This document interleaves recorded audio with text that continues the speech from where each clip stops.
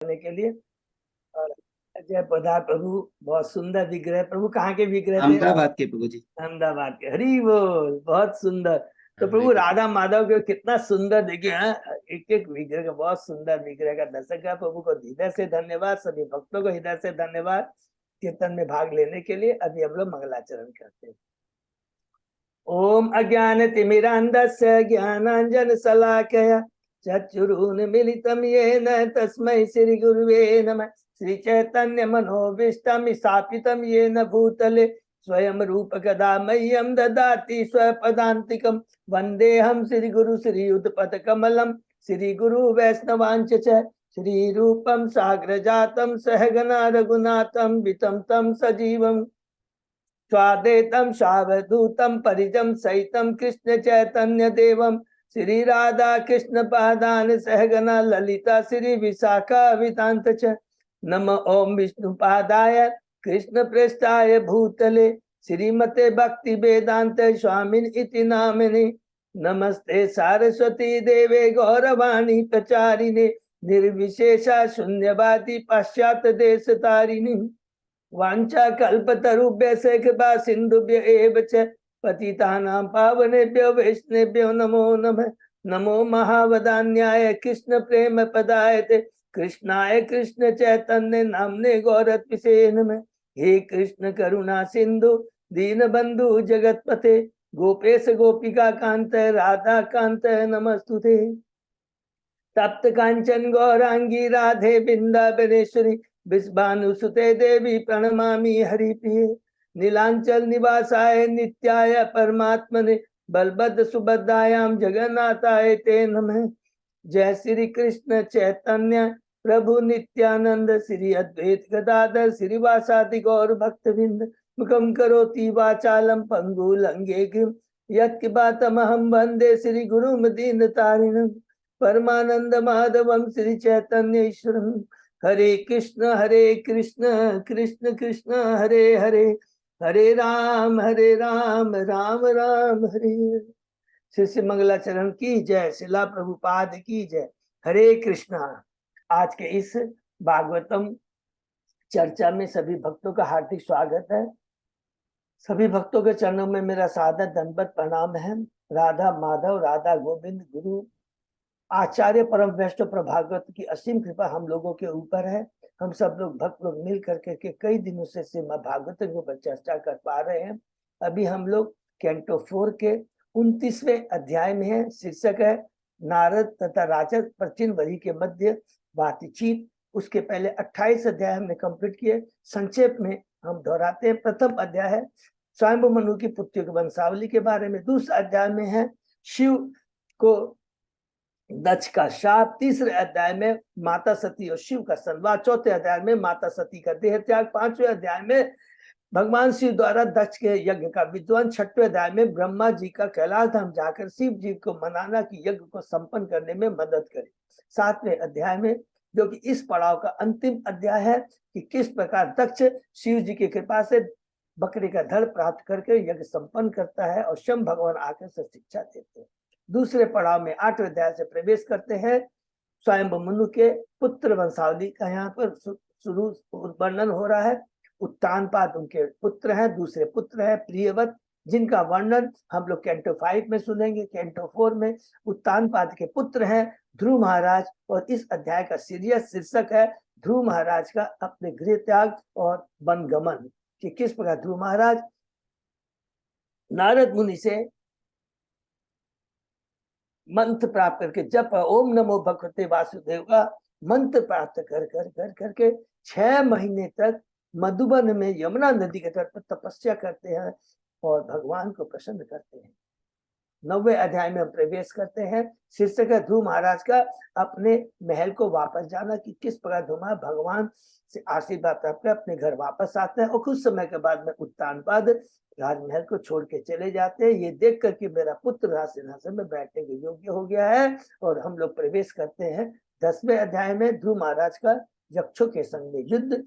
राजसिंहासन में बैठने के बाद में जब ध्रुव महाराज को पता लगता है कि उनके कचन ब्रदर उत्तम को यक्षों से मार दिया है तो उनसे जाके युद्ध करते हैं। 11वें अध्याय में हम लोग प्रवेश करते हैं। शांबु मनु की ध्रुव महाराज को सलाह, ये शीर्षक है जिसमें शांबु मनु ध्रुव महाराज को आकर के कहते हैं कि तुम जो रजोगुण के प्रभाव में आकर, क्रोध की अग्नि में प्रभाव में आकर के अंधाधुन यक्षों को मारे उचित नहीं है। अपनी क्रोध की अग्नि को दबाओ, उसके लिए भगवान की भक्ति, हरि नाम का श्रवण कीर्तन स्मरण करो, यही एकमात्र रामबाण दवा हरि हो।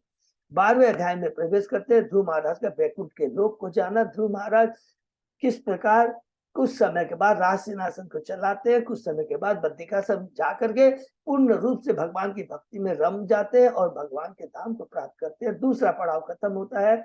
13वें अध्याय से शुरू होता है तीसरा पड़ाव। शीर्षक है ध्रुव महाराज के वंशावलियों का वर्णन, जिसमें हमने पढ़ा कि उनका छोटा पुत्र वत्सल राज सिंहासन पर बैठता है और उसकी वंशावली में आते हैं एक महान राजा अंग, और जो जिनका पुत्र होता है बैन, जो कि बहुत ही आध्यात्मिक नास्तिक होता है, और उस दुख में अंग महाराज राजमहल को छोड़ के चले जाते हैं। 14वें अध्याय में प्रवेश करते हैं राजा बैन की कथा, जिसमें हमने पढ़ा कि किस प्रकार ऋषियों को जब कोई दूसरा राजा नहीं मिलता तो राजा बैन को राज सिंहासन पर बैठाया जाता, किंतु वो सारे धार्मिक कार्य को रोक देता है।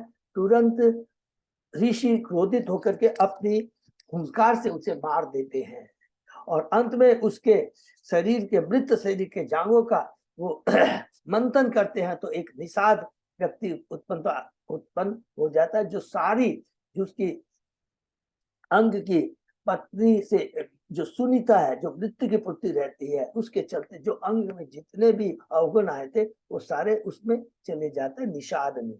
15वें अध्याय में हम प्रवेश करते हैं। शीर्षक है पृथु महाराज का प्राकट्य और उनका ग्लोरिफिकेशन, अभिषेक, जिसमें हमने देखा जब ऋषि बैन के शरीर के बाहों का मंथन करते हैं तो उससे कपल उत्पन्न होता है। पृथु महाराज एवं अर्ची, किस प्रकार उनका ग्लोरिफिकेशन होता है और उनका अभिषेक होता है। 16वें अध्याय में प्रवेश करते हैं। बंदी जनों द्वारा पृथु महाराज की प्रशंसा, जिसमें हमने देखा बंदी जन बताते हैं, कहते हैं पृथु महाराज को कि आप कहते हैं मेरा ग्लोरिफिकेशन मत करो, हमने अभी तक कुछ नहीं किया है, लेकिन आप तो स्वयं भगवान के शक्तिवेश अवतार है। ब्रह्मा जी ने इसकी पुष्टि की है और अभिषेक ग्लोरिफिकेशन तो केवल भगवान और भगवान के भक्तों का होना चाहिए। आप पृथ्वी का दोहन करेंगे, पृथ्वी को समतल करेंगे, 100 अश्वमेध यज्ञ करेंगे, चतुष कुमारों में सनत कुमार से आप उपदेश प्राप्त करेंगे, प्रजा को 3 तापों से मुक्त करेंगे। हरि बोल। 17वें अध्याय में प्रवेश करते हैं। शीर्षक है पृथु महाराज के पृथ्वी पर क्रोधित होना। हमने पढ़ा जब पृथु कहती है कि हे पृथु महाराज, आप मुझे मारेंगे, मुझे बंद कर देंगे, तो आपके प्रजा को कौन अन्न फल देगा। हरि बोल। तब तुरंत पृथु महाराज कहते हैं ये तुम्हारी अज्ञानता है, मैं अपनी योग शक्ति से प्रजा का, नागरिकों का पालन पोषण करूंगी। 18वें अध्याय में प्रवेश करते हैं। पृथु महाराज का पृथ्वी का दोहन करना, किस बार पृथ्वी का दोहन करते हैं, पृथ्वी को समतल करते हैं और ग्रामों शहरों की सुंदर व्यवस्था करते हैं। 19वें अध्याय में पृथ्वी महाराज के अश्वमेध यज्ञ, जिसमें हमने देखा कि जब इंद्र ईर्ष्यावश पृथ्वी महाराज के 100वें अश्वमेध यज्ञ में बाधा उत्पन्न करता है तो पृथ्वी महाराज क्रोधित हो जाते हैं और उसके ऋषि कहते हैं कि हे राजा पृथु, आप क्रोधित न हो, हम अपने मंत्रों का आह्वान की शक्ति से इंद्र को यहाँ पर लेके आ जाएंगे, आह्वान, और उसकी बलि दे देंगे। तुरंत वहां पर प्रहलाद ब्रह्मा जी आ जाते हैं और उन्हें रोकते हैं कि ऐसा कोई काम ना करो जिससे अधर्म को बढ़ावा मिले। हरे कृष्ण। हरि। तुरंत हम लोग प्रवेश करते हैं अध्याय 21 के अंदर में, 20वें अध्याय के अंदर में। शीर्षक है पृथु महाराज के यज्ञ स्थल में भगवान विष्णु का प्राकट्य। हरि बोल। और भगवान इतना सुंदर संदेश देते हैं, जो भगवान के परम भक्त होते हैं वो कभी भी 3 गुणों से प्रभावित नहीं होते हैं। पृथु महाराज, तुम तो स्वयं शक्तिवेश अवतार हो, तुमसे ये आशा नहीं की जाती है। पृथु महाराज क्षमा चाहते हैं और भगवान प्रसन्न होते हैं और कहते हैं वर मांगो, और एक ही वर मांगते हैं, मुझे 10 लाख कान दीजिए जिससे मैं आपके शुद्ध भक्तों के मुखारविंद से आपके नाम गुणगान का श्रवण कीर्तन कर सकूं। हरि बोल। हम लोग 21वें अध्याय में प्रवेश करते हैं। शीर्षक है पृथु महाराज का अपने नागरिकों को उपदेश, और उसमें पृथु महाराज कहते हैं कि जीवन का लक्ष्य भगवान की भक्ति करना है और ये वर्णाश्रम धर्म है, इसका उद्देश्य है सब लोग एक सभ्य समाज का स्थापन होने के बाद में अपने को, चाहे वो ब्राह्मण, क्षत्रिय, वैश्य, शूद्र, चाहे ब्रह्मचर्य, गृहस्थ, वानप्रस्थ, सन्यासी क्यों न हो, सबको उद्देश्य लक्ष्य एक ही है, अपने को भगवान की भक्ति से जोड़ना। तुरंत वहां चतुष्कुमार आ जाते हैं। हम 22वें अध्याय में प्रवेश करते हैं। शीर्षक है चतुष्कुमारों से पृथु महाराज की भेंट। उसमें हमने शिक्षा प्राप्त की, किस प्रकार पृथु महाराज परम वैष्णव चतुष्कुमारों का सम्मान करते हैं, अवगत करते हैं और उनसे प्रश्न करते हैं। कौन से? वो प्रश्न जो सब जीवों के कल्याण के लिए, कि जीवों की कुशलता किसमें है। भगवान चतुष्कुमार प्रसन्न हो जाते हैं और सनत कुमार उत्तर देते हैं कि जीवन का लक्ष्य जीवों की कुशलता भगवान की भक्ति में है। सबको भगवान की भक्ति करनी चाहिए, अभक्तों का संग नहीं करना चाहिए और शुद्ध भक्त के संग में रह करके भगवान की भक्ति करना और कोई वैष्णव अपराध न करना। वहां से चतुष्कुमार चले जाते हैं। हम प्रवेश कर जाते हैं 23वें अध्याय में, जिसमें हमने पढ़ा पृथु महाराज का भगवान के बैकुंठ लोक को जाना। एक समय के बाद पृथु महाराज इस प्रकार सब कुछ छोड़कर अपनी पत्नी अर्ची के संग में जंगल चले जाते हैं, तपस्या करते हैं। अर्ची भी अपने परम वैष्णव पति की सेवा करके भी भगवान के वैकुंठ लोक को चली जाती है। तो वैष्णव सेवा परम सेवा है। भगवान तभी प्रसन्न होते हैं जब वहां उनके परम भक्त का सम्मान होता है, उनका ग्लोरिफिकेशन होता है। तीसरा पड़ाव खत्म होता है। चौथे पड़ाव में हम प्रवेश करते हैं अध्याय 24 से। शीर्षक है भगवान शिव द्वारा की गई स्तुति, जिसमें हमने पढ़ा कि जब पृथु महाराज बैकुंठ लोक को चले जाते हैं तो उनका बड़ा पुत्र, 5 पुत्रों में से बड़ा पुत्र विजिताश्च है, राज सिंहासन में बैठता है। उनकी दूसरी पत्नी पहली है शिखंडिनी और दूसरी उनकी पत्नी है नवशती। उससे 6 पुत्र उत्पन्न होते हैं। उसमें से प्राचीन वरी सबसे बड़े होते हैं और प्राचीन वरी समुद्र की पुत्री सत्यदूती से ब्याह करते हैं और 10 पुत्र उत्पन्न होते हैं जो प्रचेता कहलाते हैं। और उन सबों को वो तपस्या करने के लिए, भगवान की भक्ति करने के लिए जंगल भेज देते हैं। और वहां पर किस प्रकार भगवान शिव से उनकी भेंट होती है और किस प्रकार भगवान से वो रुद्र गीत भगवान उनको सुनाते हैं, शिव भगवान सुनाते हैं। बहुत सुंदर है। और उसमें हमने पढ़ा भगवान शिव क्या प्रार्थना करते हैं, वासुदेव हमारी कलुषित चेतना को खत्म कीजिए, हे शंकरसन मेरे मिथ्या अहंकार को हटाए, हे प्रद्युम्न मेरे सतबुद्धि दे, और हे अनिरुद्ध मेरी मन इंद्रिया भगवान की सेवा में ले। फिर भगवान के रूप का सुंदर वर्णन है और कहते हैं इस भगवान का दर्शन प्राप्त करने के लिए भगवान की भक्ति और भक्ति शुद्ध भक्तों के संग करनी चाहिए। ये कहकर शिव भगवान अप्रकट हो जाते हैं।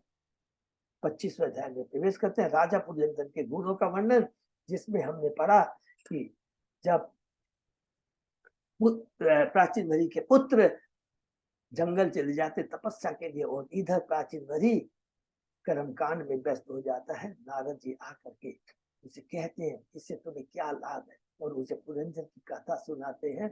और कितनी सुंदर एलिगोरिकल स्टोरी, रूपक लीला कहानी हमने सुना कि किस प्रकार जीव की असंख्य अनगिनत इच्छाएं होती है। उन इच्छाओं को पूर्ति करने के लिए वो ये इस शरीर रूपी नगरी में प्रवेश करता है। हरि बोल। उसके 9 द्वार हैं और किस प्रकार बुद्धि के प्रति आकृष्ट होता है और बुद्धि भी उसके प्रति आकृष्ट हो जाती है और कहती है कि 9 द्वार वाली नगरी में तुम रहो और मैं तुम्हारी सारी इच्छाओं को पूर्ति करूं। 26 अध्याय में हम प्रवेश करते हैं राजा पुरजन का आखेट के लिए जाना और रानी का क्रोध हुआ। जीव की इच्छाएं अनगिनत है। अपनी पति व्रता पत्नी बुद्धि रूपी पुरंजनी को छोड़ करके जंगल चला जाता है और असंख्य पशुओं का वध करता है, थक जाता है, पुनः वापस आता है और पूछता है अपने राजमहल के सब दास दासियों से कहाँ पर है पुरंजनी। और जब वो देखता है कि वो उसके विरह में रो रही है, उदास है, जमीन पर लेटी हुई है, उसको देखकर पुनः आसक्त हो जाता है और भोग विलास में लग जाता है। 27वें अध्याय में प्रवेश करते हैं राजा के पुरंजन की नगरी पर चंड वेग का धावा और काल कन्या का चरित्र।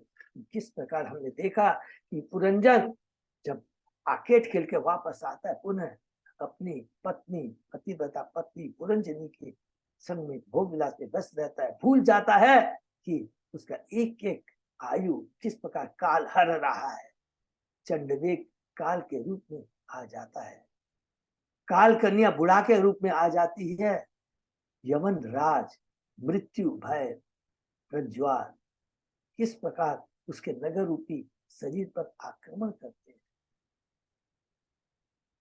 28वें अध्याय में प्रवेश करते हैं। अगले जन्म में पुनर्जन्म को स्त्री की योनि की प्राप्ति। बहुत ही सुंदर अध्याय है जिसमें हमने पढ़ा कि जब पुरंजन सदैव अपनी पत्नी का चिंतन करता रहता है, मृत्यु के समय पत्नी उसके प्रति अपना स्नेह कम कर देती है, पुत्र पुत्री विरोधी हो जाता है, उसके बावजूद उसकी आसक्ति पत्नी के प्रति रहती है। मृत्यु के समय पत्नी का स्मरण करता है और शरीर छोड़ने के बाद में विदर्भ देश के राजा के यहाँ वो एक राजकुमारी के रूप में, स्त्री के रूप में राजकुमारी के रूप में जन्म लेता है। उसका ब्याह मलध्वज के संग होता है, क्योंकि और वो मलध्वज जब भगवान के परम भक्त होते हैं, एक भक्त का पुनः उसे संग मिलता है क्योंकि उसने भक्ति कर रखी थी। और ये शिक्षा बार बार याद करती, भक्ति हमारी कभी भी विनष्ट नहीं होती है। मलध्वज कुलांचल चले जाते हैं कुछ समय के बाद में। पुरंजनी राजकुमारी भी उसके संग, विदर्भी भी उसके संग में जाती है। उसे सुअवसर मिलता है एक परम भक्त परमेश्वर, पति परमेश्वर वैष्णव की सेवा करने का। मलध्वज तब शरीर त्याग देते हैं। उनकी सेवा करते रहते विदर्भी भी 3 गुणों से ऊपर चली जाती है, पूरी आसक्ति छोड़ देती है। उनका पूरा बड़ा मित्र परमेश्वर आता है और कहती है ये कौन है। बहुत सुंदर जवाब देती है ये मेरा गुरु है। इतना सुंदर ज्ञान और ये चीज भाव कब आता है, जब हमारी भौतिक आसक्ति। वो कह सकती थी कि मेरा पति है, नहीं वो मेरा गुरु है। कहती है क्योंकि बहुत सुंदर है, शास्त्र सब जगह है, गुरु वही है, माता पिता वही है। और जितने जिसको भी जो अपने आश्रित को यह न बता दे कि भगवान कौन है, तुम कौन है, तुम्हारा भगवान से क्या संबंध है।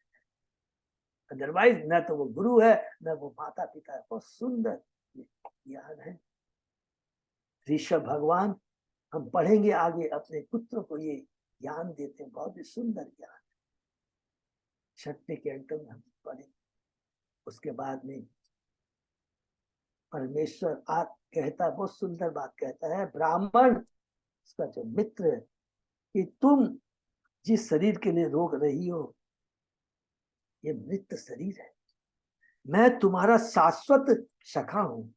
दुर्भाग्यवश तुम 3 गुणों के प्रभाव में आकर तुमने मुझे छोड़ दिया है।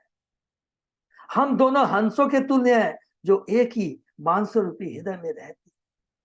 तुम्हारा ये स्थान ये भौतिक जगत नहीं है, ये आध्यात्मिक जगत है। बहुत सुंदर ज्ञान देता है। और उसके बाद में प्रभुपाद जी अंत में बहुत सुंदर बात कहते हैं, जो बार बार याद करने का हम लोग को याद करना। कहते हैं कि मनुष्य जीवन में ही हम अपने जो भगवान से खोया संबंध उसको पुनः स्थापित कर सकते हैं। और कोई योनि में इवन स्वर्ग को चले जाएंगे, वहां पे ऐश्वर्य इतना होता है, भक्ति नहीं होगी। देवता भी लालायित रहते हैं कि किस प्रकार मैं पृथ्वी पर जाकर के भक्तों का संग करके भगवान की भक्ति कर करके उन्हें अपने भगवान से खोया हुआ संबंध स्थापित कर सकते। ये एकमात्र मनुष्य युक्ति में ही ये सौभाग्य, ये अवसर प्रदान है। 29वें अध्याय में प्रवेश करते हैं। पुरंजन की कथा समाप्त होती है। उसके बाद में 29 अध्याय में शीर्षक है नारद तथा राजा प्राचीन वर्ष की मध्य वार्ता। प्राचीन वरी कहता है कि आपने जो रूपक आख्यान मुझे सुनाया, मैं आध्यात्मिक ज्ञान में निपुण उतना नहीं हूं, पुनः मुझे बताइए। और वहां पर क्यों नारद मुनि बताते हैं। और यहाँ पर बहुत शिक्षा है दो की। सदैव हमें गुरु से, प्रामाणिक गुरु से सुनना चाहिए। और प्रामाणिक गुरु का भी एक कर्तव्य है, प्रभुपाद लिखता है कि जिस शिक्षक के जब शिष्य अपने को समर्पित कर देता है और वो प्रश्न करता है, विनम्र भाव से सेवा करता प्रश्न करता है, और अगर शिष्य का कर्तव्य है तो क्या बोलेगा कि मैं तो अज्ञानी हूं, मुझे और वो चीज बताइए जो मैं आपसे नहीं पूछ पाया, जिसको मुझे ज्ञान नहीं। सारी चीज समय पर पूरा होना चाहिए, और गुरु का क्या वो पूरा बताता है इस चीज को। नारद मुनि कहते हैं जीव जब भोग करने की इच्छा करता है तो उसे 9 द्वारों वाला ये शरीर मिल जाता है, 3 गुणों से प्रभावित हो जाकर करके वो बंध जाता है, भौतिक चेतना आ जाती है जिसमें वो सोचता है कि I am the controller proprietor, और मैं इंजॉयर हूं। उसके बाद में कहते हैं कि जीव जब 3 गुणों से बन जाता है तो सतोगुण रजोगुण तमोगुण जैसे भी कर्म करता है, पहले उच्च चाहे तो उच्च लोक में या निम्न लोक में, मध्य लोक में घूमता है। उसकी स्थिति एक कुत्ते की तरह होती है जो द्वार द्वार पर, कभी इस द्वार पर कभी उस द्वार पर, उस द्वार पर घूमता रहता है। लेकिन जीव सूर्य, भगवान सूर्य है और जीव सूर्य की किरणें, हम जीव उनकी किरणें हैं, हम लोग उनकी आत्मा है। स्वतंत्र रूप से भोगने के चक्कर में हम माया का दास बन जाते हैं। कहते हैं कि कोई भी भौतिक विधियों से हम इस भौतिक जगत में अपने कष्ट को नहीं मिटा सकते हैं। एकमात्र औषधि भगवान के प्रतिनिधि गुरु के शरण में जाकर करके उनसे ज्ञान प्राप्त करना है। उसी से हम भगवान के धाम को, भगवान के अपने सारे कष्टों को मिटा के भगवान के धाम को जा सकते हैं। जो भक्ति में लगा रहता है भगवान स्वयं उस पर कृपा करते हैं। और एक बहुत इंपॉर्टेंट चीज कहते हैं, ये जितना भी वेदों में, पुराणों में, वेदों में वैदिक अनुष्ठानों के बारे में लिखा है, प्लीज उसके चक्कर में नहीं पड़ना है। ये इसको भोग कर वेदों के अनुसार यज्ञ कर करके भौतिक सुविधाएं प्राप्त करना, अच्छी पत्नी प्राप्त करना, धन प्राप्त करना, शक्ति करना, ये जीवन का लक्ष्य नहीं है। जीवन का लक्ष्य भगवान के धाम जाना है, जो एकमात्र भगवान की भक्ति के करने के माध्यम से ही संभव है। जो भगवान की भक्ति करता है वो कभी भी डरता नहीं है, निर्भय हो जाता है। फिर उसके बाद में तो हरिण का एक सुंदर एग्जाम्पल देते हैं और कहते हैं, राजा तुम संसार के प्रति आसक्ति को त्याग कर फिर भगवान की शरण ग्रहण को, ये लास्ट उपदेश नारद जी कहते हैं प्राचीन में। तो प्राचीन पर ही प्रश्न करता है, बहुत सुंदर प्रश्न करता है कि हे ब्राह्मण, जिन आचार्यों ने मुझे कर्म कांड में प्रवृत्त किया वे इस गुप्त ज्ञान को या तो नहीं जानते थे, कितनी बढ़िया बात कहते हैं, और अगर वे जानते थे तो उन्होंने मुझे क्यों इसे नहीं बताया। पिछले जन्म में जिस शरीर के द्वारा हमने कर्म किया है वो तो नष्ट हो चुका है, तो फिर इस जन्म में इस शरीर में हम कष्ट क्यों भोग रहे हैं। और उस उत्तर में हमने, नारद जी ने क्या उत्तर दिया वो अभी तक हम पढ़ते आ रहे हैं। तो नारद जी कहते हैं, देखो स्थूल शरीर के नष्ट होने पर भी सूक्ष्म शरीर भोगने या कष्ट उठाने के लिए रहा रहता है, आत्मा के संग बना रहता है, उसमें कोई भी परिवर्तन नहीं होता है। कहते हैं कभी कभी हमें ऐसी वस्तु का अचानक अनुभव होता है जिसे हमने इस वर्तमान शरीर में देखा या सुनकर कभी अनुभव ही नहीं किया। कभी कभी हमें ऐसी वस्तु अचानक स्वप्न दिख जाती है। सूक्ष्म मानसिक आवरण वाला यह जीव अपने पूर्व शरीर के कारण सभी प्रकार के विचार तथा चित्र विकसित करता रहता है, क्योंकि ये मन बुद्धि अहंकार है, रिकॉर्डर टेप रिकॉर्डर का काम करती है। जो भी हमने पूर्व जन्म में जो कुछ किया है उसका वो विचार, दो चीज कहता है, वो विचार आते हैं मन में और वो चित्र आंखों के सामने आता है, दो चीज का है। अतः जब तक पूर्व शरीर में कोई वस्तु देखी नहीं रहती तब तक मन के द्वारा उसकी कल्पना करने की संभावना नहीं रहती। इस प्रकार मनुष्य अपने मानसिक संगठन के अनुसार यह जान सकता है कि पूर्व जन्म में जीव कैसा था और भविष्य में वह कैसा शरीर धारण करेगा। इस प्रकार मन भूत तथा भावी शरीरों की सूचना देता है। प्रभुपाद जी यहाँ पर अंत में हमें कहते हैं, जो हमने कल पढ़ा, जब तक मनुष्य भगवत भक्त नहीं बनता या पूर्णतया कृष्ण भावनावत नहीं हो जाता तब तक वह मानसिक धरातल पर मंडराएगा और नाना प्रकार के भौतिक शरीरों में प्रवेश करेगा। हरि बोल।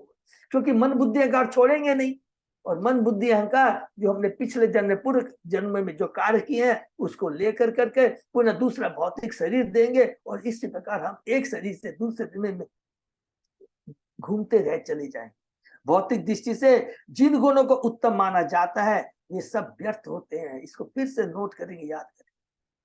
अतः मनुष्य को भौतिक इच्छाओं, योजनाओं, दार्शनिक चिंता तथा सकाम से सर्वथा मुक्त होना चाहिए। मानव जीवन के लिए सर्वोत्तम मार्ग है कि वह भगवान की दिव्य भक्ति को स्वीकार कर ले। मानव जीवन की परम सार्थकता, उपयोगिता इसी में है।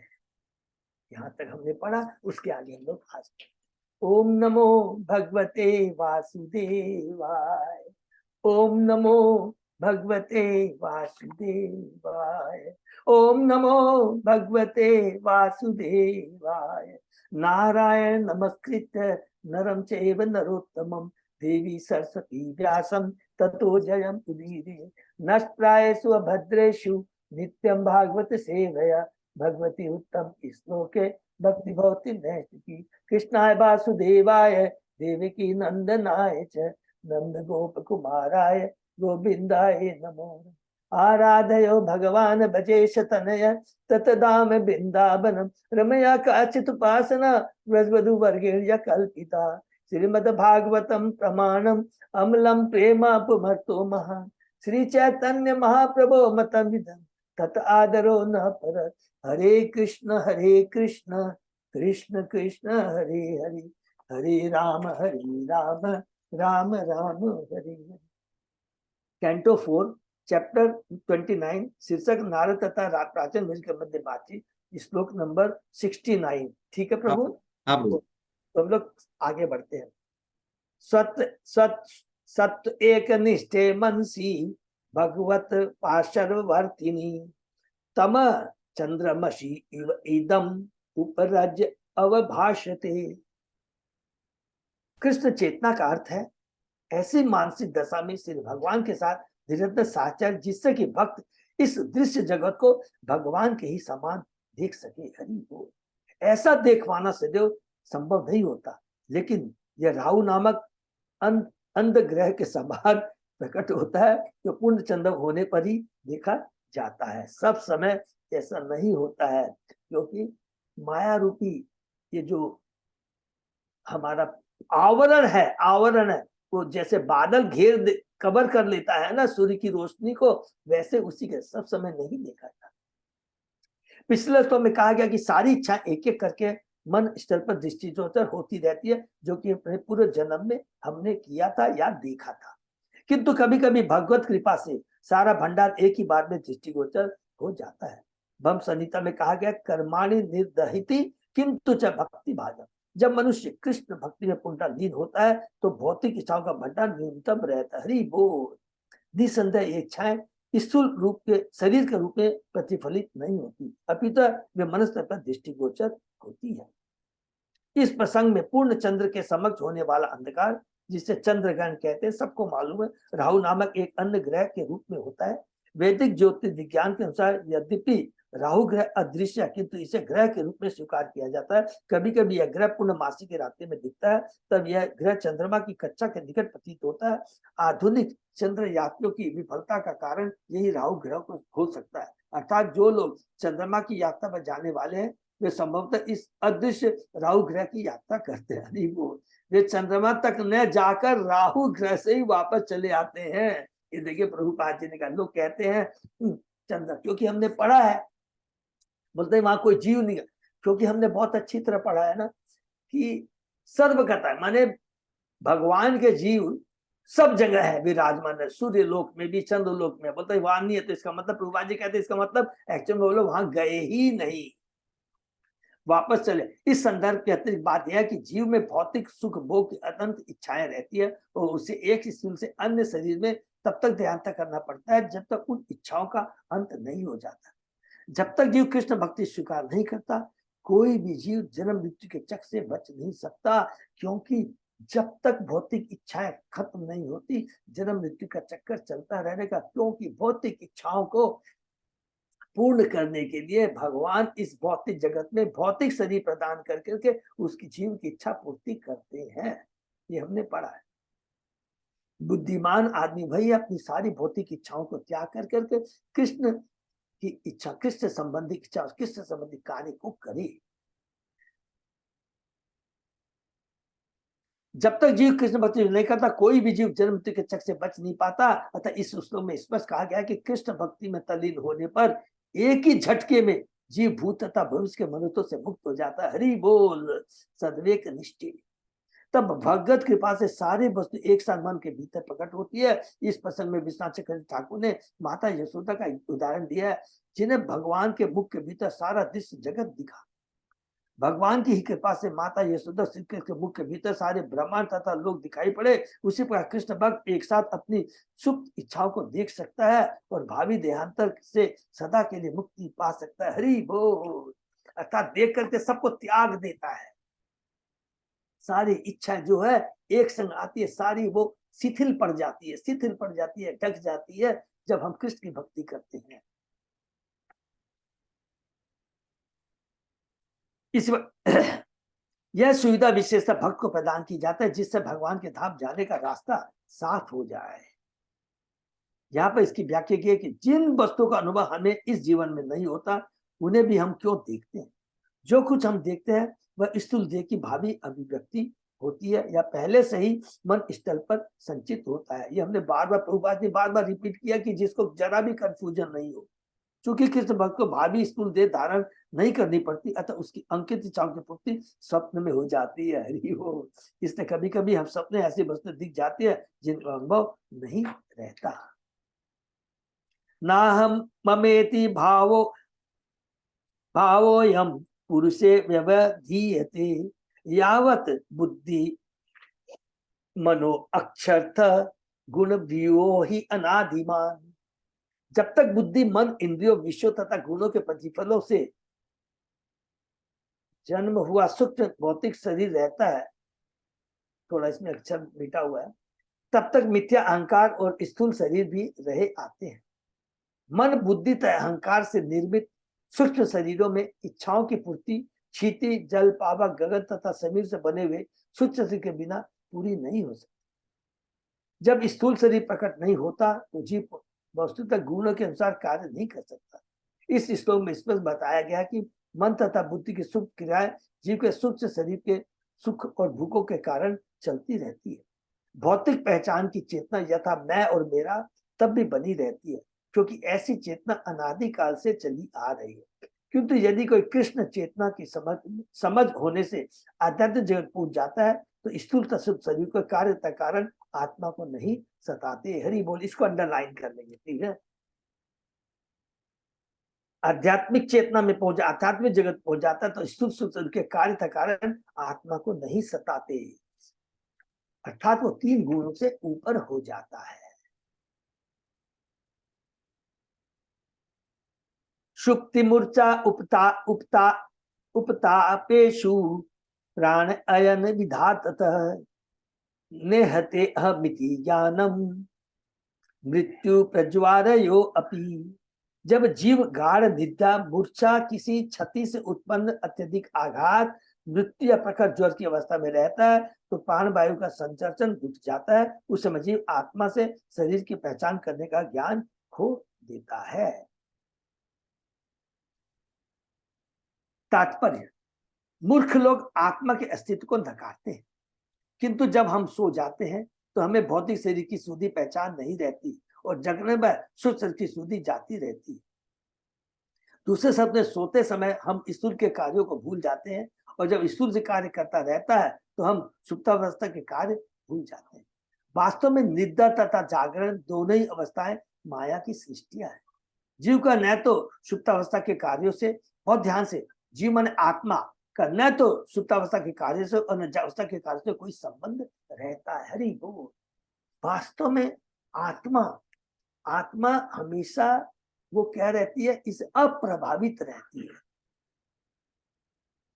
जब मनुष्य प्रकार निद्रा या मूर्छावस्था में होता है तो उसे स्थूल शरीर की सुधि नहीं रहती। इसी प्रकार क्लोरोफॉर्म या अन्य निश्चय के प्रभाव से जीव स्थूल को भूल जाता है। हम लोग हमेशा देखते हैं कि जब भी कोई ऑपरेशन कुछ भी करना होता है तो उसको हमको कुछ भी असर नहीं आता है और सल के चिकित्सा के समय न उसे पीड़ा होती है न कोई आनंद मिलता है। शून्य बोलते हैं ना, शरीर को शून्य करता है। इसी प्रकार जब किसी महान क्षति से मनुष्य को एकाएक आघात पहुंचता है तो वह स्थूल शरीर की पहचान को भूल जाता है।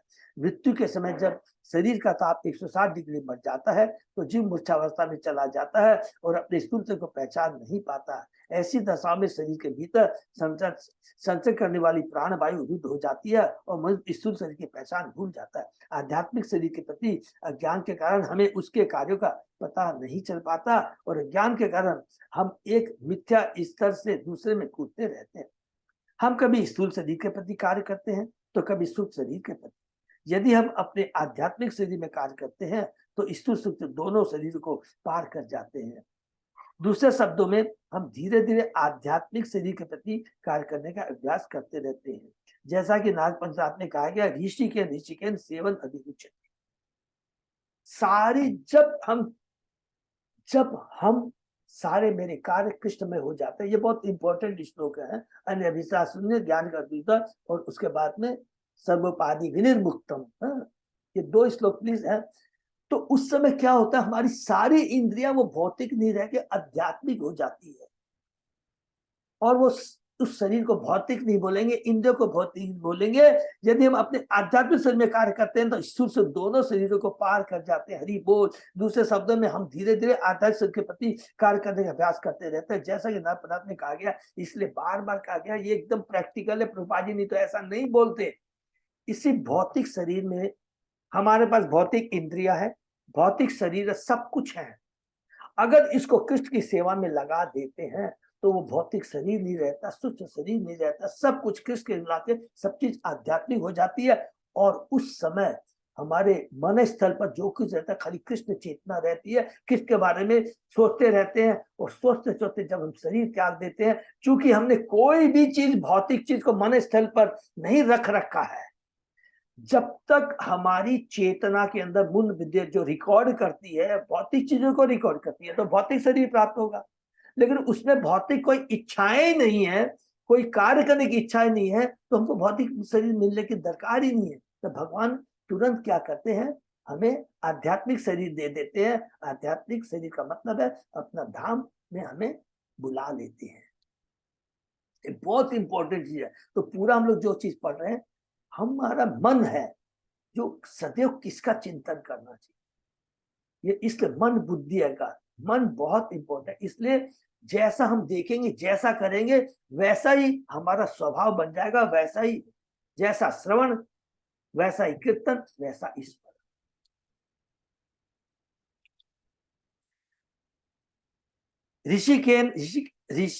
ऋषि के सेवन भक्ति उच्चते। भक्ति का आध्यात्मिक शरीर तथा आध्यात्मिक इंद्रियों को भगवान की सेवा में लगाना है। जब हम ऐसे कर्म में लग जाते हैं तो स्थूल का शुभ शरीर का कर्म तथा फल रुक जाते हैं। अर्थात कोई भी हमारी भौतिक इच्छा नहीं होती है, कोई भौतिक सोच नहीं होती है। जब हमारी इच्छा नहीं होगी, हम सोचेंगे नहीं, तो भौतिक कार्य ही नहीं होंगे, तो ऑटोमेटिक भौतिक कार्य रुक जाते हैं।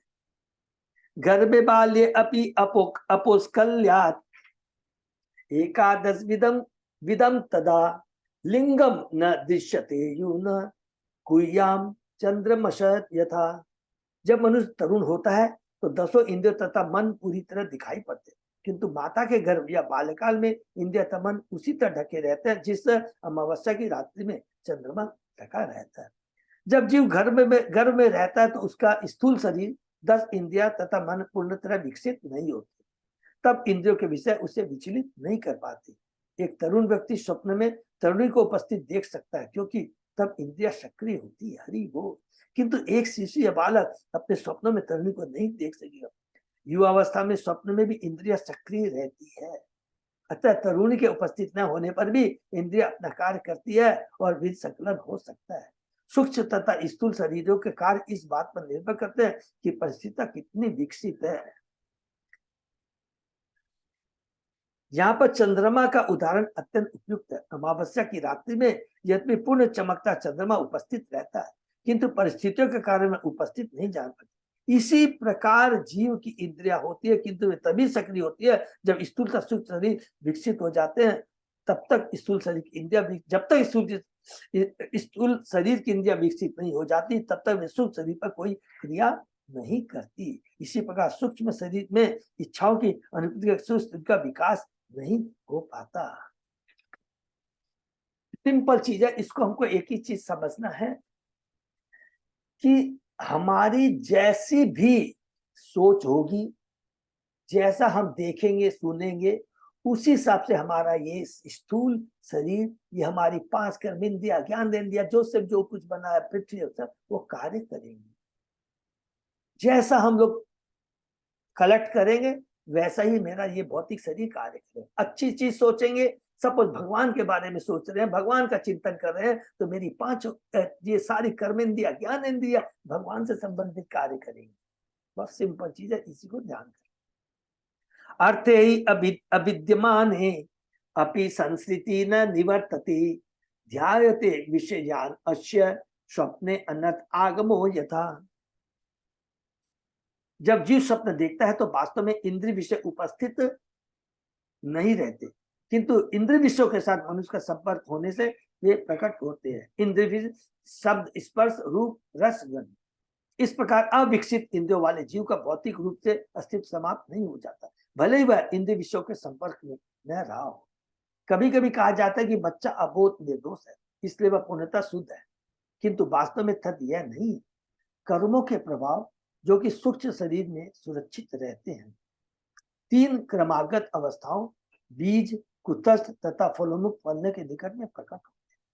प्रकट अवस्था प्रारंभ पहले के कार्यशील रहती है। चेतन अथवा अचेतन अवस्था में सूक्ष्म तथा स्थूल शरीर की क्रियाएं भले ही प्रकट न हो, किंतु ऐसी अवस्थाएं मुक्त नहीं कहा सकती। शिशु भले ही अबोध हो, किंतु उसे मुक्तात्मा नहीं कहा जा सकता। प्रत्येक वस्तु सुरक्षित रहती है और यथा समय प्रकट होती है। सूक्ष्म शरीर में किसी प्रकार के प्रकट के अभाव में भी इंद्रिय भोग के विषय कार्य कर सकते हैं।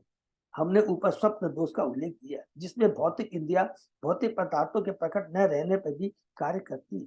भले ही सूक्ष्म शरीर में प्रकृति के स्थूल गुण प्रकट न हो, किंतु इसका दूषण कलमश सुरक्षित रहता है और यथा समय प्रकट होता है। यदि सूक्ष्म तथा स्थूल शरीर की प्रतिक्रिया नहीं भी प्रकट हो तो भी मनुष्य भौतिक परिस्थितियों से मुक्त नहीं हो पाता। इसलिए यह कहना गलत है शिशु मुक्त आत्मा के समान होता है। वो प्रकट नहीं होती है, वो एक्टिव नहीं होती है, वो रहती है सुप्त अवस्था में। जैसे जैसे वो डेवलप होती है तो वो स्वतः ही कार्य करना शुरू कर देती है। एवं पंच विदम लिंगम तीव्रित षोडश विस्तृतम एष चैतन्या युक्तो जीव इति अभिधीयते। 5 इंद्रिय विषय, 5 कर्मेंद्रियां, 5 ज्ञानेंद्रिया तथा मन, ये 16 भौतिक विस्तार है। ये सब जीव के साथ संयोग करते हैं और प्रकृति के 3 गुणों द्वारा प्रभावित होते हैं। इस प्रकार बद्ध जीव के अस्तित्व को समझा जाता है। भगवत गीता में भगवान कहते हैं ममेवान से जीवलोके जीवभूत सनातन मनसष्टानि इंद्रियाणि, सेकंड लाइन को, मनसष्टानि इंद्रियाणि प्रकृति स्थानी कसति। इस बद्ध जगत में सारे जीव मेरे ही शाश्वत भिन्न अंश है। ये हमने बार बार, बद्ध जीव होने से वे मन समेत 6 इंद्रियों के साथ कठिन संघर्ष करते रहते हैं। या इसकी भी व्याख्या हुई कि जीव 16 भौतिक तत्वों से संपर्क में आता है और प्राकृतिक गुणों से प्रभावित होता है। जीव तथा 16 तत्वों का समूचे मिलकर जीवभूत बनाते हैं, जो बद्ध जीव है और प्रकृति के अंदर कठिन संघर्ष करता है। सबसे पहले समग्र जगत प्रकृति के 3 गुणों से विक्षुब्ध होता है और वे जीव की जीवन अवस्थाएं बन जाते हैं। इस प्रकार सूक्ष्म तथा स्थूल शरीर विकास करते रहते हैं और पृथ्वी जल अग्नि वायु आदि अव्यय स्वरूप रहते हैं। श्री मध्वाचार्य के अनुसार जब चेतना, जो हृदय की जीवन शक्ति है, प्रकृति के गुणों के द्वारा विक्षुब्ध होती है, तब जीव का सूक्ष्म शरीर संभव होता है, जो मन इंद्रिय पदार्थों 5 कर्मेंद्रियों से युक्त होता है। सारी प्रोसेस यहाँ पर प्रभुपाद जी बताते हैं कि सूक्ष्म शरीर, स्थूल शरीर की क्रियाएं, प्रोसेस क्या क्या है। अनेन पुरुषो देहान उपादते विमुंचति हर्षम शोकम भयम दुखम सुखम चानेन विंदति। सूक्ष्म शरीर की क्रियाओं से जीवन स्थूल शरीरों को विकसित करता और त्यागता रहता है। यह आत्मा का देहांतर कहलाता है। इस प्रकार आत्मा विभिन्न प्रकार के हर्ष, शोक, भय, सुख तथा दुख का अनुभव करता है। इस व्याख्या से इस प्रकार समझा जा सकता है कि मूलतः जीव का स्वरूप भगवान के समान शुद्ध आध्यात्मिक था। तो हम लोग बार बार पढ़ते हैं, चेतना सदैव जीव की सच्चिदान कलुषित नहीं होती है। केवल 3 गुणों के प्रभाव से आकर कर करके वो लगता है कि कलुषित हो गई है, वास्तव में वो ओरिजिनल ही रहती है। किंतु जब इस संसार में मन इंद्रिय तृप्ति की इच्छाओं से दूषित हो जाता है तो वो भौतिक अवस्था में चला जाता है और अपना भौतिक जीवन आरंभ करता है। जैसे ही 3 गुणों का प्रभाव आवरण पड़ता है तो उन भौतिक आवरण, उन चीजों के चलते हमारी वो जो चेतना है वो भौतिक हो जाती है, ऐसे बोलेंगे भौतिक आवरण से कवर हो जाती है और हमारी सोच वगैरह सब जब उस तरह की 3 गुणों के चार भौतिक सोच में पड़ जाती है तो सारी हमारी जो इंद्रिया है सारे भौतिक कार्य करना शुरू कर देते हैं। और इसके विपरीत यदि हम कृष्ण भक्ति, भगवान से संबंधित चिंतन करते हैं, चीजें देखते हैं, तो हमारी वही भौतिक इंद्रियां, वही हमारी सारी भौतिक मन, वो क्या है, भगवान से संबंधित कार्य करने लगता है। तो वो सारी की सारी भौतिक इंद्रियां, मन, बुद्धि सब कुछ क्या है, आध्यात्मिक हो जाती है। और जब भौतिक चिंतन नहीं रहता है, भौतिक इच्छाएं नहीं रहती है, तो हमारा ये भौतिक जो शरीर है, हमारा ये भौतिक जीवन है, वह समाप्त हो जाता है। इवन इस भौतिक जगत में रहते हुए। किंतु जब इस संसार में मन इंद्रिय तृप्ति इच्छाओं से दूषित हो जाता है तो वह भौतिक अवस्था में चला जाता है, हरि बोल, और अपना भौतिक जीवन आरंभ करता है, जिसका अर्थ यह कि वह एक शरीर से दूसरे में जाता है और इस संसार में अधिकाधिक फंसता जाए। कृष्ण भावना की विधि में मनुष्य से कृष्ण का चिंतन करता है। यह विधि अत्यंत दिव्य है, जिससे कृष्ण भावना मृत की विधि में मनुष्य सहज कृष्ण का चिंतन करता है, जो कि हम लोग अभी जस्ट बार डिस्कस कर रहे हैं। यह विधि अत्यंत दिव्य है, जिससे मनुष्य अपनी मूल आध्यात्मिक स्थिति को लौट सकता है। भक्ति कहता है श्री कृष्ण का सदैव चिंतन, मन मना भव मध्याजी मामे इसे सत्यम से प्रति जाने प्रिय। सदैव मेरा चिंतन करो और मेरे भक्त बनो, मेरी पूजा करो और मुझे ही नमस्कार करो, इस पर तुम निश्चय मेरे पास आओ। मैं तुम्हें यह वचन देता हूँ क्योंकि तुम मेरे प्रिय मित्र हो। ये बहुत इंपॉर्टेंट श्लोक है, इसका एक शब्द, सदैव मेरा चिंतन करो और मेरे भक्त करो। भगवान का चिंतन कब आएगा? जब हम कृष्ण से संबंधित विचारों को सुनेंगे, सबसे पहले उसका श्रवण करेंगे, कीर्तन करेंगे, तब और स्मरण करेंगे, अदरवाइज संभव नहीं है। और इसके विपरीत अगर हम भौतिक विचारों का चिंतन करेंगे, उसका श्रवण करेंगे, तो जब जैसा ही श्रवण करेंगे वैसा ही कीर्तन होगा और वैसा ही सदैव स्मरण में रहेगा। स्मरण का मतलब है मृत्यु के समय भी वही स्मरण बना रहेगा। तो इसलिए भगवान, बहुत इंपॉर्टेंट श्लोक है ये, सदैव मेरा चिंतन करो और मेरे भक्त बनो, मेरी पूजा करो और मुझे ही नमस्कार करो, इस प्रकार तुम निश्चय मेरे पास आओगे। मैं तुम्हें यह वचन देता हूँ क्योंकि तुम मेरे प्रिय मित्र हो। और दूसरी बात यहाँ क्या भगवान बोलते हैं, प्रति जाने प्रियसी में, मैं वचन देता हूँ क्योंकि तुम मेरे प्रिय मित्र हो। मनुष्य को सदैव भगवान की भक्ति करनी चाहिए, जैसा कि अर्चना मार्ग में संतुत है। मनुष्य को चाहिए कि मंदिर में शिव विग्रह की पूजा करे और गुरु तथा शिव विग्रह को निरंतर नमस्कार करे। ये विद्या उन लोगों के लिए जो वास्तव में भौतिक बंधन से मुक्त होना चाहता है। आधुनिक मनोविज्ञानी मन की क्रियाओं, चिंतन, अनुभव तथा कामना का अध्ययन कर सकते हैं, किंतु वे गहराई तक नहीं जा पाते। यह उनके ज्ञान के अभाव तथा मुक्त आचार्यों की संगति न होने के कारण है। इसको भी प्लीज अंडरलाइन कर देंगे। इसका कारण क्या है कि उनके ज्ञान के अभाव तथा मुक्त आचार्यों की संगति न होने के कारण है। इसीलिए भगवान ने कहा कि गीता में, एवं परंपरा प्राप्तिम राजर्षि विदु स काले ने महता योगो नष्ट परम तम है। इस प्रकार शिष्य परंपरा ने यह परम ज्ञान प्राप्त किया और राजर्षि ने इस विधि से जाना, किंतु काल क्रम में यह परंपरा खंडित हो गई थी, जिससे यह विज्ञान यथारूप में लुप्त हो गया था, खत्म नहीं हुआ था, छिप गया था। तथाकथित मनोवैज्ञानिक एवं दार्शनिकों के पथ प्रदर्शन में आधुनिक युग के लोग सूक्ष्म शरीर के कार्यों से अपरिचित हैं, अतः वे आत्मा के देहांत का अभिप्राय नहीं समझ पाते। ऐसे विषय में हमें भगवद गीता के दूसरे अध्याय के प्रामाणिक तत्वों को मानना चाहिए। ये चीज प्रभुपाद जी की हम किसी को भी दिखा सकते हैं, कितनी बड़ी बात लिखते हैं। दार्शनिकों, पथ आदि लोग सूक्ष्म शरीर के बारे में अपरिचित हैं, उनको तो सूक्ष्म शरीर के बारे में ज्ञान भी नहीं है। इसीलिए देखिए पूरा अभी तक हम लोग इस अध्याय में 64-65 श्लोक से, जैसे प्राचीन वरीद ने ये प्रश्न किया है मन बुद्धि अहंकार के बारे में कि पुराना पहले शरीर में हमने कार्य किए थे, लेकिन उस शरीर के कार्य को इस शरीर में हमको क्यों भोगना पड़ रहा है, इसके ऊपर में नारद जी कितना डिटेल में बता रहे। किसके बारे में? मन बुद्धि और अहंकार के बारे में, सूक्ष्म शरीर के बारे में बता रहे हैं। और स्पेशली मन के ऊपर प्रभुपाद जी जोर दे रहे हैं कि देखिए मन को सदैव कृष्ण में लगाओ, कृष्ण के चिंतन में लगाओ, तो स्वतः ही सारी इंद्रियां भी कृष्ण में कार्य करना शुरू कर देगी। और मन कृष्ण में कब लगेगा? जब हम कृष्ण के बारे में सुनेंगे। श्रवण श्रवण श्रवण, ये सबसे इंपॉर्टेंट है। देहिनो अस्मिन् यथा देहे कौमारम यौवनम जरा तथा देहांत प्राप्ति धीरस्तत्र न मुह्यति।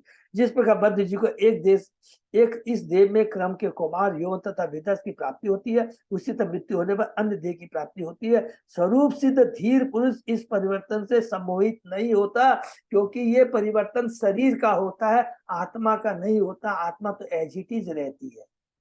जब तक सारा मानव समाज भगवद गीता के इस महत्वपूर्ण श्लोक को नहीं समझ लेता, तब तक सभ्यता ज्ञान की नहीं अपितु अज्ञान की दिशा में बढ़ती जाएगी। हरि बोल।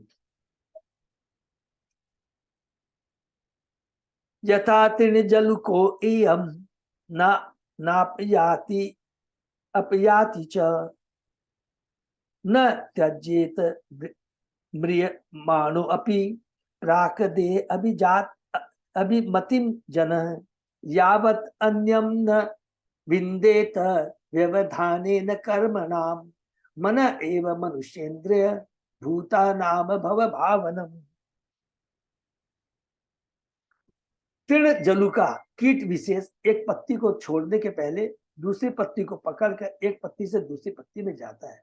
इसी का अपने पूर्व कर्म के अनुसार जीव को अपना शरीर त्यागने के पूर्व अन्य शरीर को ग्रहण करना पड़ता है। इसका कारण यह कि मन सभी प्रकार की इच्छाओं का आगार भंडार है। भौतिक कार्य में अत्यधिक लिप्त जीव भौतिक शरीर के प्रति अधिक आसक्त रहता है, यहाँ तक कि मृत्यु के समय भी अपने शरीर के विषय में तथा अपने संबंधों के बारे में सोचता रहता है। इस प्रकार वह देहात्म बुद्धि में इतना लीन रहता है कि मृत्यु के क्षण तक वर्तमान शरीर को छोड़ना नहीं चाहता। ये हम लोगों ने बहुत डिटेल में पढ़ा था कि मनुष्य की बात तो छोड़ दीजिए, एक कुत्ता एक सुअर भी अपना शरीर को छोड़ना नहीं चाहता है, इतना ज्यादा वो चिपका रहता है। कभी कभी कोई व्यक्ति मृत्यु के पूर्व अनेक दिनों तक मूर्छावस्था में रहता है। यह विशेष रूप से उन राजनीतिकों तथा नेताओं के साथ घटित होता है। बहुत इंपॉर्टेंट है, जो सोचते हैं कि उसके बिना सारा देश और समाज में अराजकता फैल जाएगी। इसको भी अंडरलाइन कर दो। हम कभी कभी यही सोचते हैं कि मेरे बाद क्या होगा। राजनीतिक नेता अपना पद नहीं छोड़ना चाहते, उनका या तो किसी के द्वारा वध कर दिया जाता है या फिर मृत्यु उन्हें हटा देती है। उत्तम व्यवस्था द्वारा जीव को दूसरा शरीर प्रदान किया जाता है, किंतु वह वर्तमान शरीर के प्रति आसक्ति कारण दूसरे शरीर में नहीं जाना चाहता, अतः उसे प्रकृति नियम के द्वारा दूसरा शरीर स्वीकार करने को बाध्य किया जाता है। हरि बोल। प्रकृति क्रियमाणानि गुणे कर्माणि सर्व अहंकार में आत्मा कर्ता अमिति मन्यति। बहुत इंपॉर्टेंट श्लोक है। प्रकृति के 3 गुणों के अधीन मोहग्रस्त जीव अपने आप को उन समस्त कार्यों का कर्ता मान बैठता है, क्योंकि भौतिक चेतना है। अभी हमने थोड़ी देर पहले प्रभुपाद जी ने बोला था, जब भौतिक चेतना होती है तो हमारी क्या भावना रहती है? I am the proprietor, I am the controller, I am the enjoyer, एक चीज। लेकिन जब आध्यात्मिक चेतना हो जाती है तो क्या चेतना होती है? सब कुछ भगवान का है, सब कुछ जो कुछ हो रहा है कृष्ण की अध्यक्षता में, और सब चीजों के कारण सर्व कारण कृष्ण है। प्रकृति के अधीन मोह जीव अपने आप को उन समस्त कार्यों को करता मान जो वास्तव में प्रकृति द्वारा संपन्न होते हैं। प्रकृति अत्यंत प्रबल है और भौतिक गुण मनुष्य को दूसरा शरीर ग्रहण करने के लिए बाध्य कर देते हैं। यह शक्ति तब दिखती है जब जीव एक उत्तम शरीर से अधम शरीर में जाता है। जो मनुष्य इस शरीर में कुत्ते या सुअर जैसा आचरण करता है, उसे अगले जन्म में कुत्ते या सुअर का शरीर धारण करना होगा। भले ही कोई प्रधानमंत्री या राष्ट्रपति के शरीर का भोग कर रहा हो, किंतु जब उसे यह पता चल जाता कि कुत्ते स्वर्ग से धारण करना पड़ेगा तो वर्तमान शरीर को त्यागना नहीं चाहता। हरि बोल। अतः वह मृत्यु के पूर्व अनेक दिनों तक मूर्छा में पड़ा रहता है। कितनी बड़ी बात लिख रहे हैं, कितनी बड़ा एहसास उसको हो जाता है कि उस समय कि मैंने वो मूर्छित हो जाता, दूसरा शरीर में उसको मालूम पड़ जाता है कि मेरे को निम्न योनि का शरीर मिलेगा, उसको छोड़ना नहीं चाहता। अतः वह मृत्यु के अनेक दिनों तक मूर्छा में पड़ा रहता है। अनेक रातों की मृत्यु के साथ ऐसा देखा गया है। निष्कर्ष यह कि अगला शरीर परम नियंत्रणता पहले से ही निश्चित है। इसको भी अंडरलाइन कर लेंगे प्लीज। जीव तुरंत ही वर्तमान शरीर को छोड़कर दूसरे में प्रवेश कर जाता। कभी कभी जीव अनुभव करता है कि वर्तमान शरीर की उसकी अनेक इच्छाएं पूरी नहीं हो पाई। जो अपने जीवन के प्रति अत्यधिक आसक्त होते हैं उन्हें प्रेत शरीर में रहना पड़ता है और दूसरा शरीर स्थूल शरीर धारण करने को नहीं मिलता। यहाँ तक कि प्रेत शरीर में भी वे अपने पड़ोसी संबंधियों को तंग करते रहते हैं। ऐसी स्थिति का मुख्य कारण मन है। मन के ही अनुसार विभिन्न प्रकार के शरीर उत्पन्न होते हैं और जीव को उन्हें धारण करना पड़ता है। इसकी पुष्टि भगवत गीता में यम यम वापि स्मरण भावम तज्यन्ते कलेवरम तम तमेवेति कोते सदा तद्भाव भावित। हरि बोल।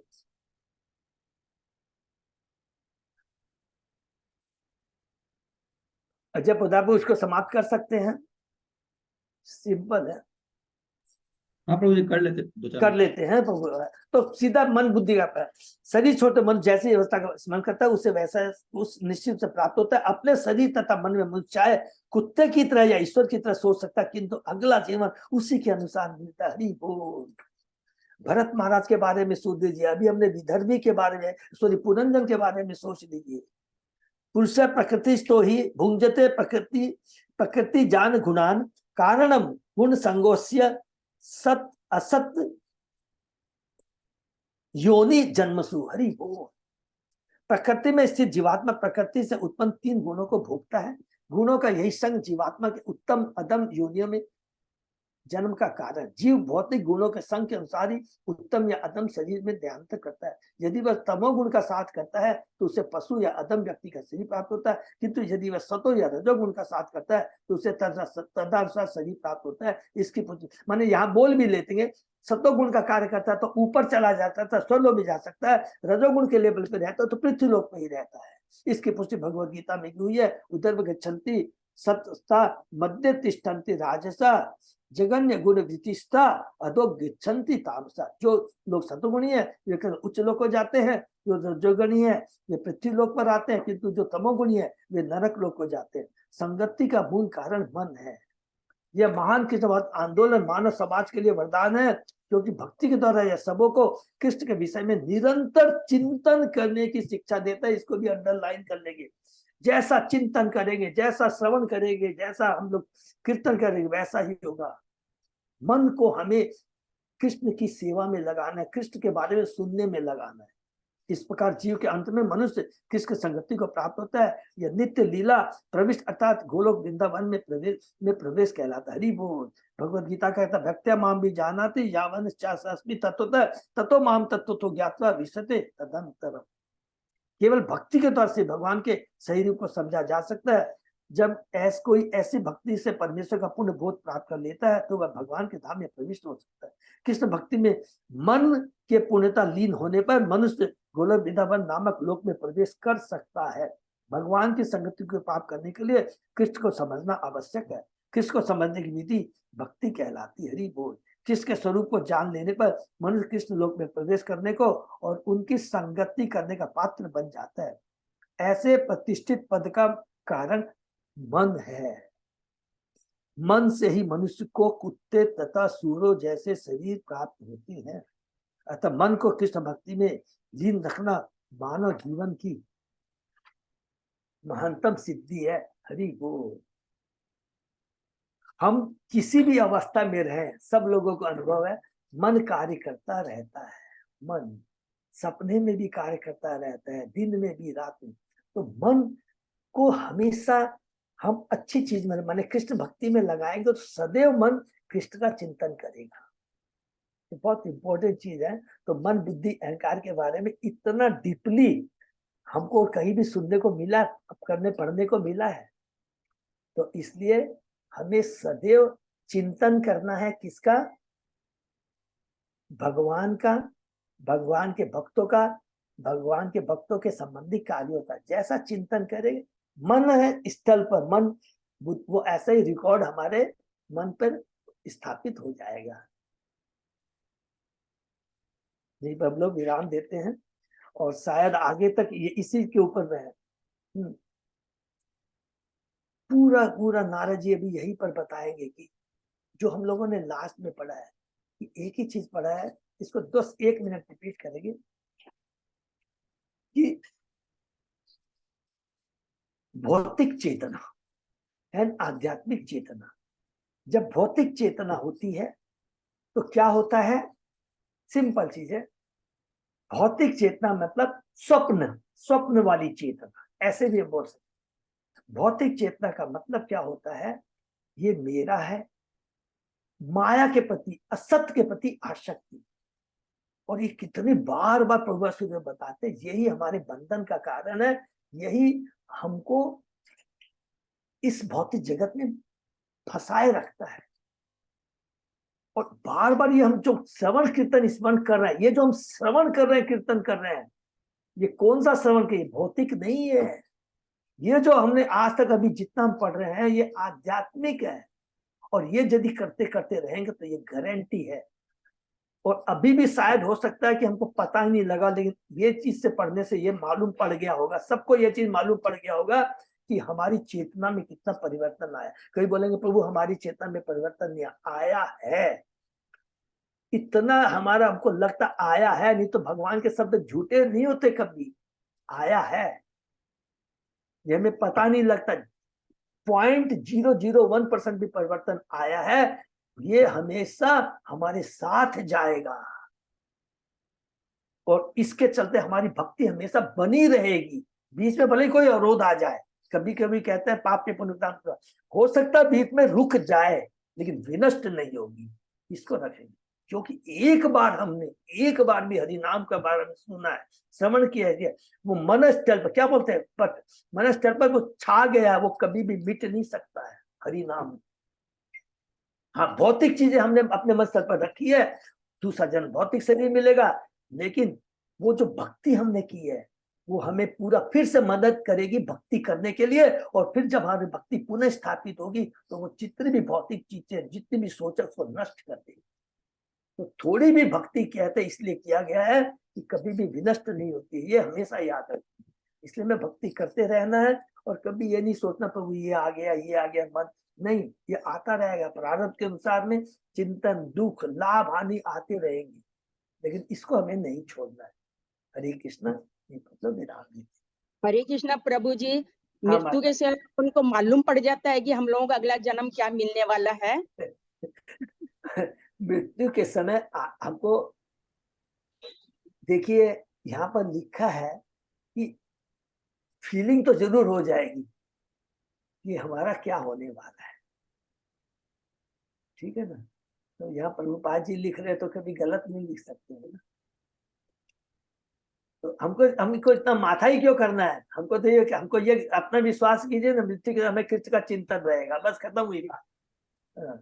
प्रभु जी खास करके प्रभुपाद जी यहाँ पे लिख रहे हैं, राजनेताओं के लिए लिखे, उन्होंने स्पेसिफिकली मेंशन किया है। इसका मतलब खास करके जो भ्रष्ट राजनेता होते हैं, बहुत ज्यादा जो भ्रष्ट हैं और जिन्होंने बहुत ज्यादा कुकर्म किए हो, ऐसे कुछ लोगों को शायद रियलाइजेशन हो जाता होगा कि मैंने इतने गलत काम किए हैं, तो अब आगे तो मेरी गति गड़बड़ होने वाली है। प्रभु अरुण प्रभु, उसकी बात छोड़ दीजिए, हम लोग सब यहाँ बैठे हो, अपनी आत्मा से पूछिए, अभी मृत्यु के पहले भी हम गलत काम करते तो एहसास होता है कि नहीं? भले हम किसी को डिस्क्लोज नहीं करते हैं प्रभु, हम धर्म के मारे या ईगो के चलते नहीं बोलते हैं, नहीं आता है।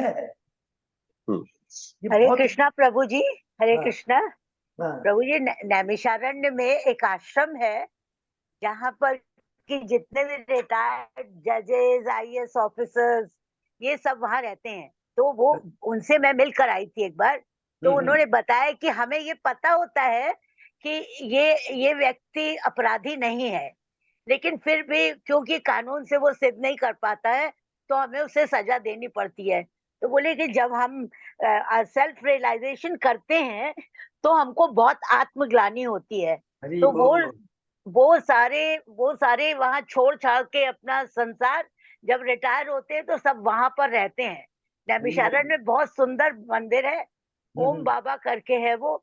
वहां पे बहुत सारे लोग रहते हैं इस तरह के जो सेल्फ रियलाइजेशन करते हैं और उनको अपराध बोध होता है। माता जी ये बहुत सही है, और जो बहुत बोल्ड होते हैं, कृष्ण को समर्पित होते हैं, मैंने एक दो ऐसे जजों को भी देखा है, जब वो देखते हैं इस तरह का चीज होते हैं, वो उसी समय डिसीजन नहीं देते, रिजाइनेशन दे के वापस आ जाते हैं, मालूम है? वापस आ जाते हैं, उनका decision स्ट्रॉन्ग नहीं- फीलिंग होता है ना। हाँ, ये बहुत अच्छी माने जितना हम पढ़ेंगे ना उतनी हमारी देखिए आध्यात्मिक शक्ति हमको मिलेगी, एंड यू नो डिसीजन लेने की कैपेसिटी बहुत स्ट्रांग हो जाएगी अपने जीवन में। कभी कंफ्यूजन होता है, यार ये क्या बोलेगा, ये क्या बोलेगा, नहीं, ये पढ़ते पढ़ते पढ़ते भगवान के बारे में सुनते सुनते भक्तों का संग करते करते इतना आध्यात्मिक आत्मबल बढ़ जाता, आध्यात्मिक हो जाता है, तो डिसीजन लेने में हिचकिचाहट नहीं होती है। कभी अभी आप नहीं देख रहे हैं कि हम लोग कई बार होता है ना, अरे यार ये क्या सोचेगा, यहाँ नहीं कर, नहीं अभी तो हमको ये क्लास करनी है।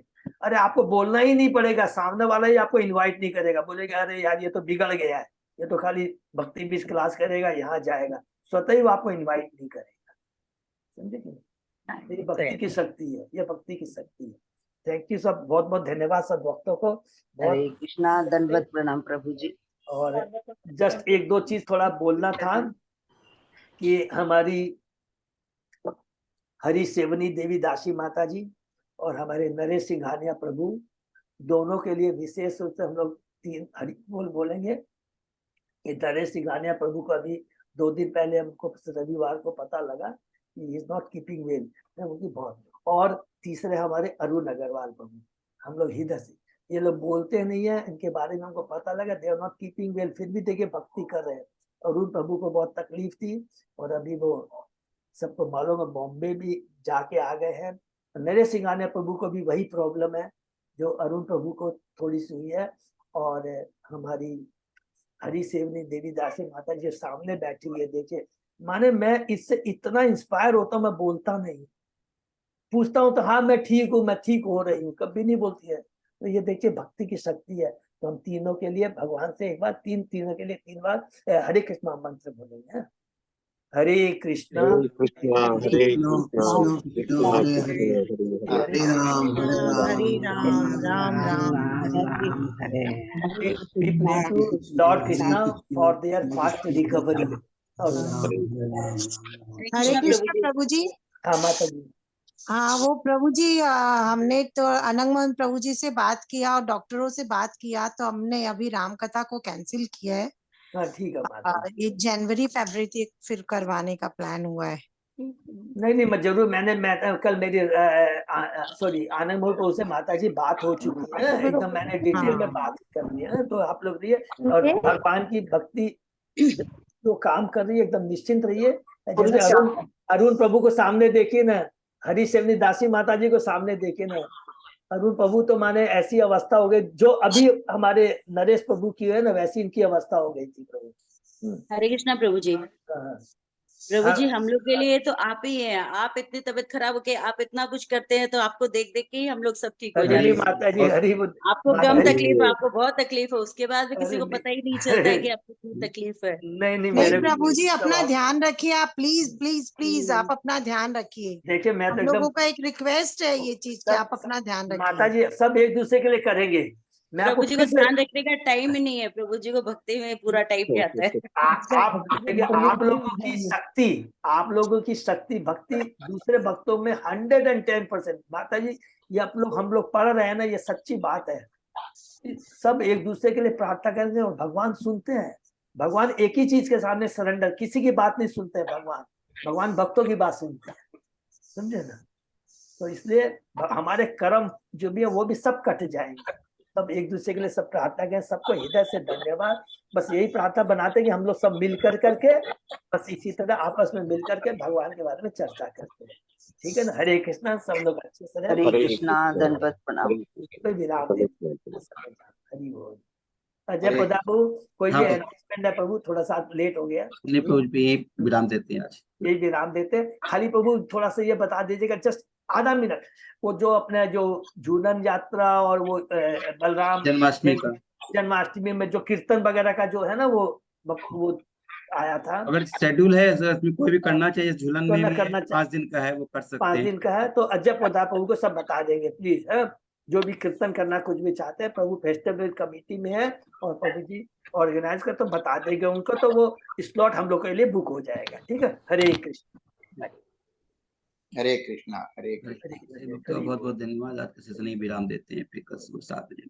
हरे कृष्णा हरे कृष्णा।